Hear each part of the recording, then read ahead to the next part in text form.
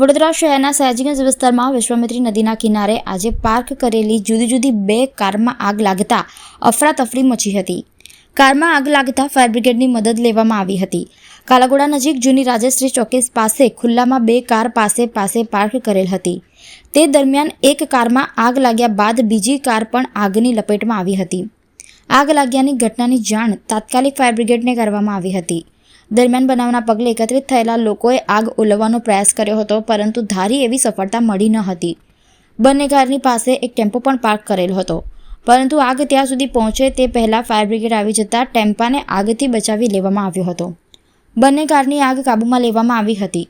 Fire બ્રિગેડના સૂત્રોએ કહ્યું હતું કે આગ લાગવાનું ચોક્કસ કારણ જાણી શકાયું નથી, પરંતુ નજરે જોનારા લોકોના કહેવા પરથી કચરામાં આગ લાગ્યા બાદ નજીકમાં પાર્ક કરેલી કારમાં આગ લાગી હોવાનું પ્રાથમિક અનુમાન લોકોએ લગાવ્યું હતું। આગ કાબૂમાં આવતા આસપાસના લોકોએ પણ હાશકારો અનુભવ્યો હતો।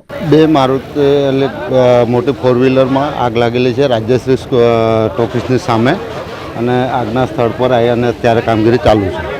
કેટલી કારમાં આગ લાગી છે? 2 કારમાં આગ લાગેલી છે। જાનહાની કશું છે નહીં। શેના કારણે લાગી? હવે એ કારણ જાણવા મળેલ નથી, અત્યારે જાણવા મળશે।